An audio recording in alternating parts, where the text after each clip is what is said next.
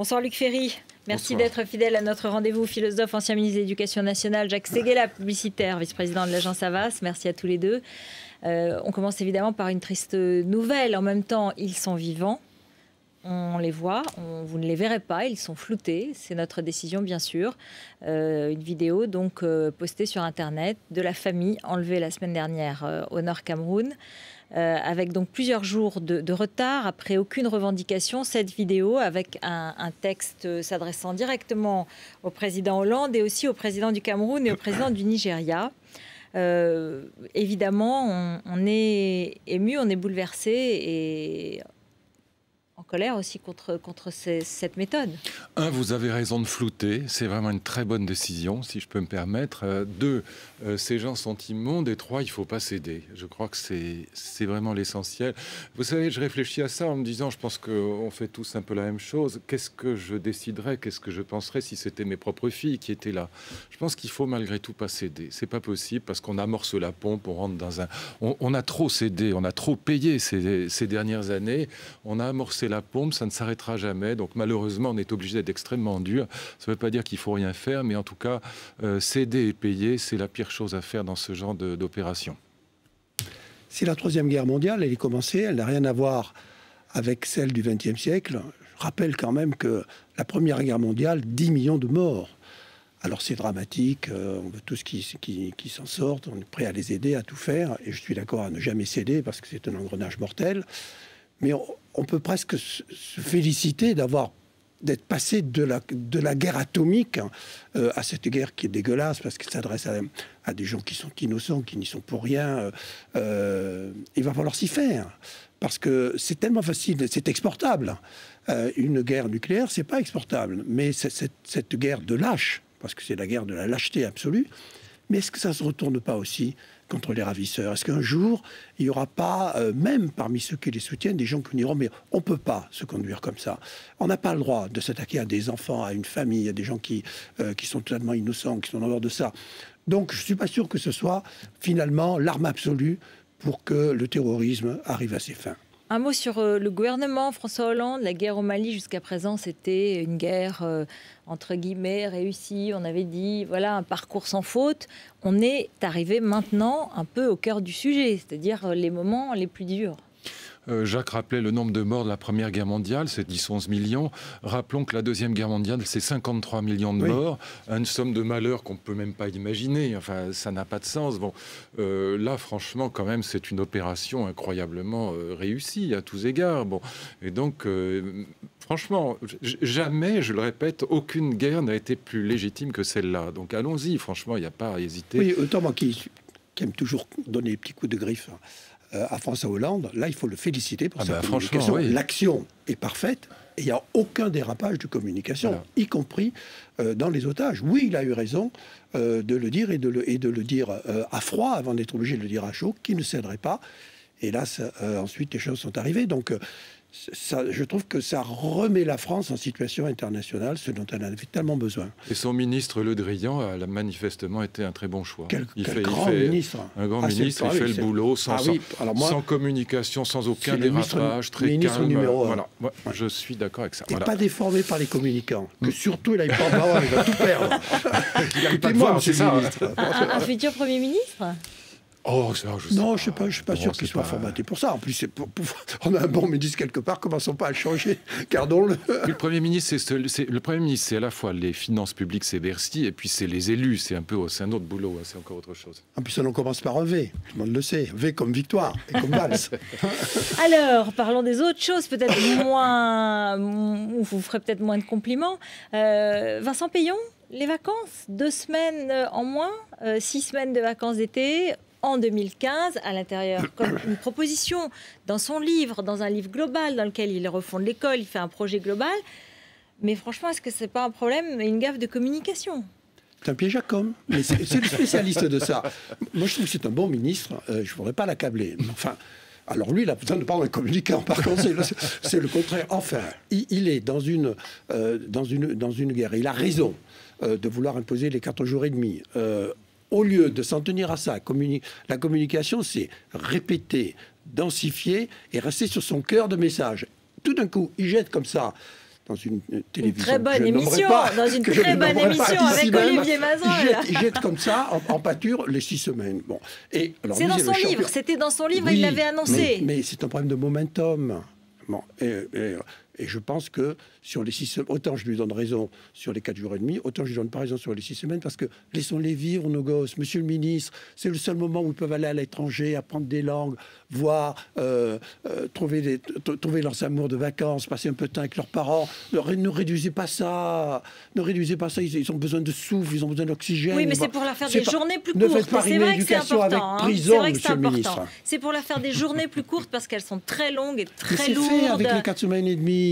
Oui, mais il n'y a pas besoin de remettre une couche après des 6 semaines. On n'arrivera même plus. Alors, monsieur le ministre de l'Éducation nationale va nous répondre.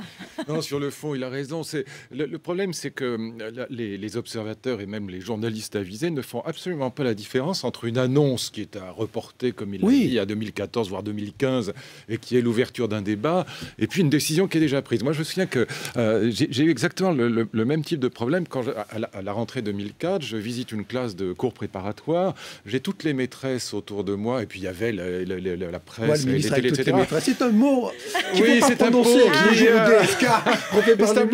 un mot que j'aime bien. Enfin, j'avais toutes ces dames charmantes autour de moi, et elles me disent, voilà, ne pas pouvoir faire redoubler les enfants au cours préparatoire, les laisser partir en CE1 quand ils ne savent pas lire et écrire, c'est une absurdité. Je dis oui, je suis entièrement d'accord avec vous.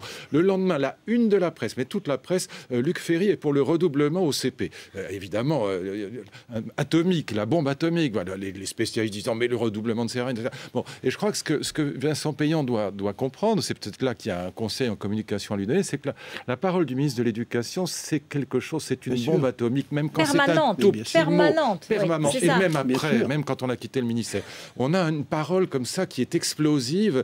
Et ce qu'on dit quand on est ministre de l'Éducation, qu'on l'a été, et quand on ne l'a pas été, ça n'est pas entendu de la même manière. Donc là, évidemment, il suffit qu'il ouvre un débat, comme un peu il l'avait fait sur la drogue. Sur la drogue, à mon avis, sur le fond, il n'avait pas tort, et en tout cas, ouvrir un débat n'avait rien de scandaleux.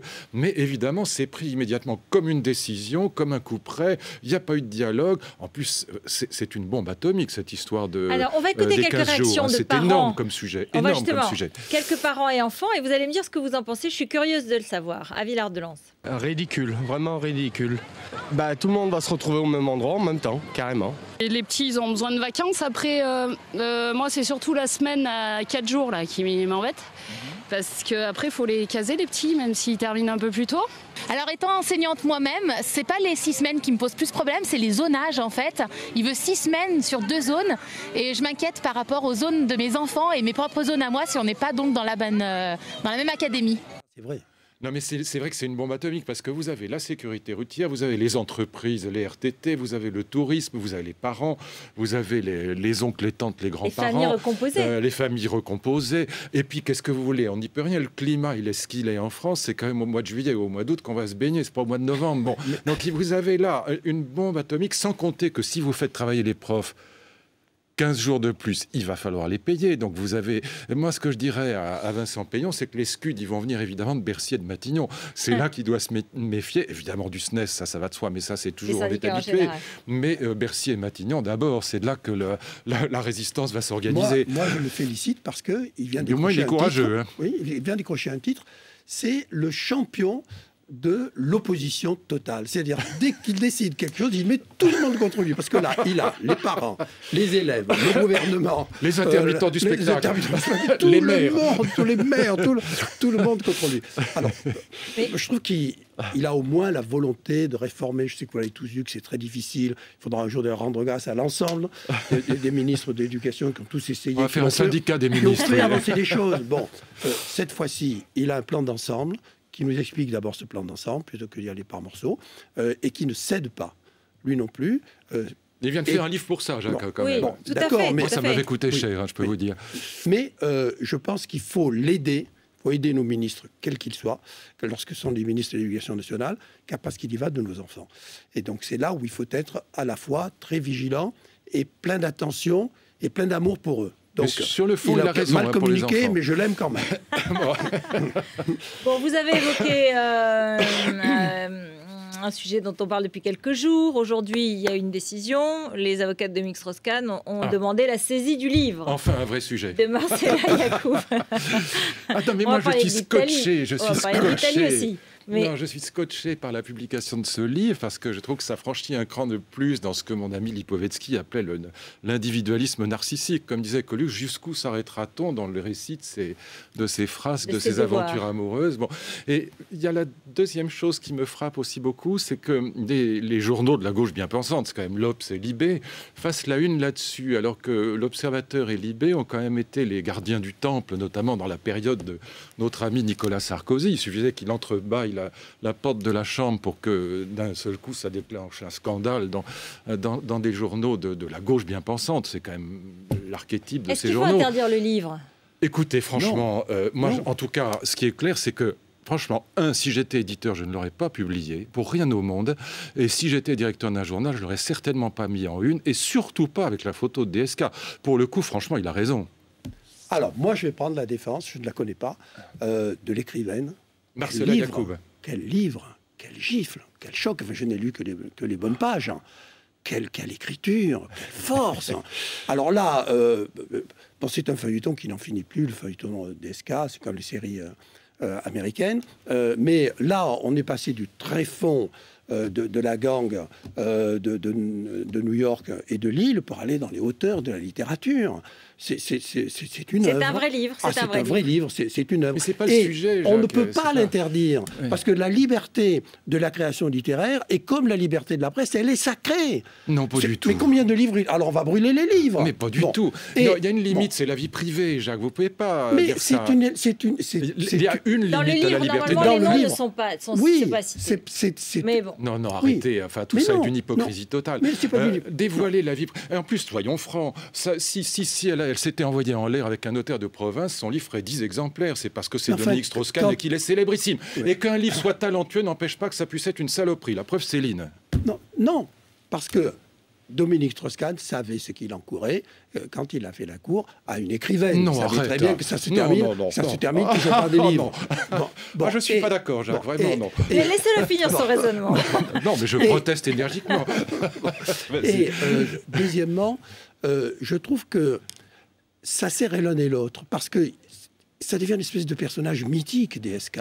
Parce qu'on voit bien que, là aussi, elle en remet, que tout n'est pas vrai, que c'est complètement faux.